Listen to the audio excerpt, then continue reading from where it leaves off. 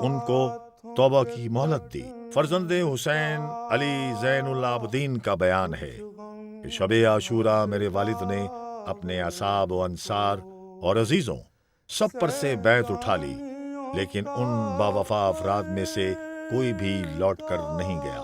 تاریخ کہتی ہے کہ 9 محرم کی رات بھر خیام حسینی سے تلاوت کلام پاک اور بچوں کی جو 7 محرم سے پیاسے تھے، الاتش الاتش کی صدائیں بلند ہوتی رہیں۔ حسین کے ہر عاشق کی خواہش تھی کہ وہ دوسروں سے پہلے شہید ہو۔ شب کہتے ہیں رات کو، اور عاشور کا لفظ جو ہے وہ عشر سے ہے، جس کے معنی ہیں 10 کے، یعنی 10ویں رات۔ تو اس نسبت سے شب عاشور کہتے ہیں۔ ویسے جو ہے کربلا کے میدان میں شب عاشور مناجات کی رات تھی۔ حضرت امام حسین علیہ الصلوۃ والسلام نے تاریخ کی کتب میں یہ ملتا ہے کہ امام حسین نے 1 رات کی مہلت لی تھی۔ معروف ہو گیا شب عاشور کے نام سے، ورنہ اس کی خاص جو وجہ ہے شب عاشور کا لفظ وہ اسی وجہ سے کہتے ہیں کہ 9 محرم تھی، اگلے دن 10واں دن تھا، اور عربی کا لفظ ہے عشر، اس وجہ سے شب معنی رات، اور شب عاشور اس نسبت سے کہا جاتا ہے، ورنہ مناجات کی رات تھی اور 1 رات مہلت لی تھی، اگلے دن جو تھا وہ 10 محرم تھی، عاشور کا دن تھا، اس نسبت سے شب عاشور کہتے ہیں۔ یہی اس کی تاریخی حیثیت ہے۔ روز عاشورہ یعنی 10 محرم 66 ہجری کو حسین نے اپنے لشکر کی صف بندی کی۔ اس لشکر میں 40 افراد بغیر سواری کے تھے، جبکہ 32 افراد سواری کے ساتھ تھے۔ دوسری جانب عمر سعد نے بھی اپنے لشکر کی صف بندی کی۔ اس موقع پر حسین نے خطبہ دیا، جس میں انہوں نے اپنے تعارف کے ساتھ واضح و نصیحت کی۔ ابھی خطبہ تمام نہ ہوا تھا کہ شمر بن جوشن نے قطع کلامی اور یزیدی لشکر نے حملہ کر دیا۔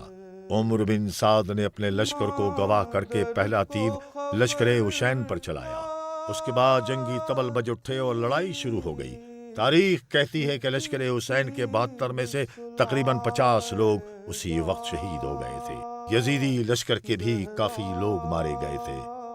اس کے بعد حسین کے انصار و رفقا میدان میں ایک ایک کر کے جاتے رہے اور شہید ہوتے رہے، یہاں تک کہ ایک وقت ایسا آیا کہ حسین اکیلے رہ گئے۔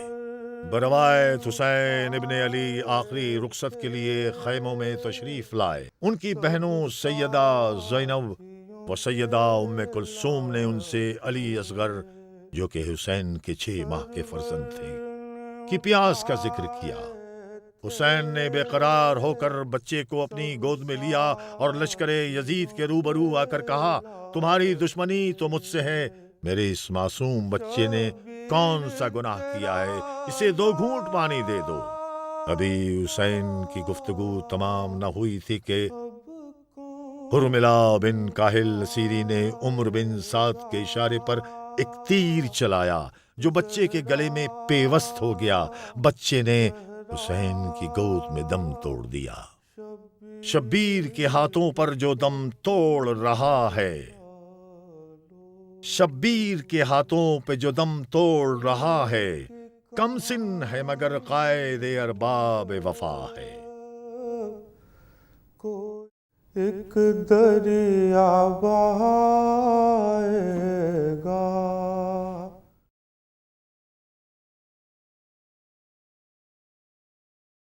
ایک دریا بہائے گا۔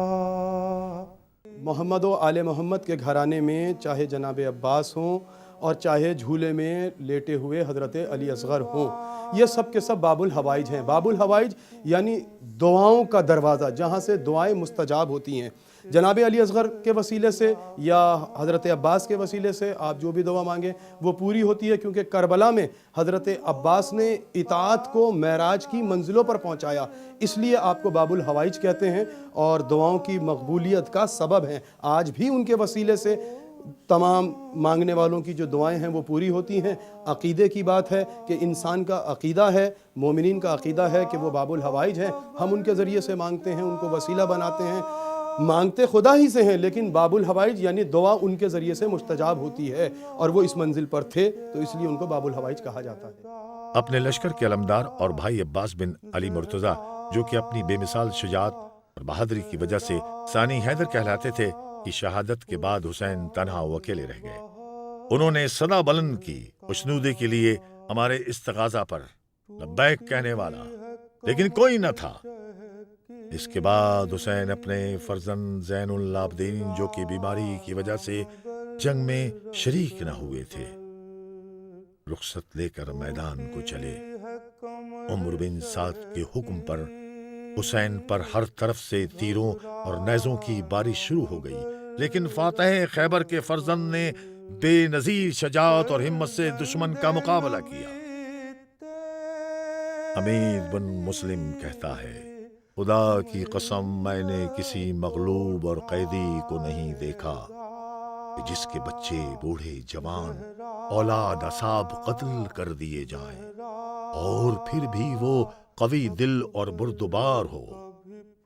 حسین سے بڑھ کر کسی کو نہیں دیکھا کہ جب دشمن کے پیادے فوج ان پر حملہ آور ہوئے تو وہ اپنی تلوار سے ان پر ٹوٹ پڑتے اور دشمن بھیڑ بکریوں کی طرح دائیں بائیں بھاگ جاتے۔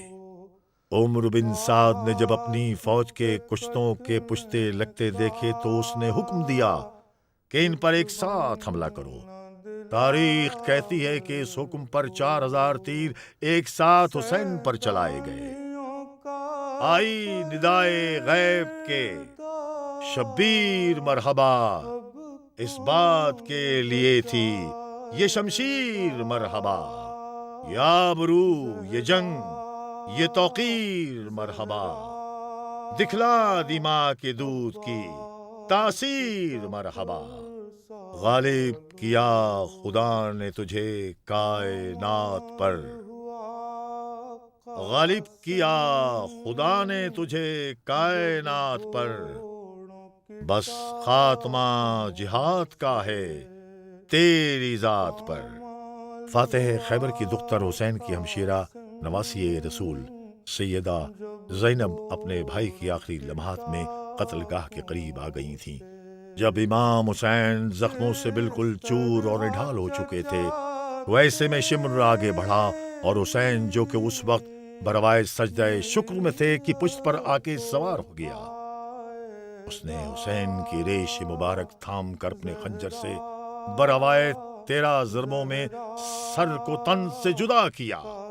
سیدہ زینب نے اس سارے واقعے کو 70 قدموں کے فاصلے سے دیکھا۔ وہ مقام آج بھی کربلا میں تلۂ زینبیہ کے نام سے موجود ہے۔ ادھر حسین شہید ہوئے، ادھر فضا میں یزیدی فوج کے شادیانوں کی صدا گونجنے لگی۔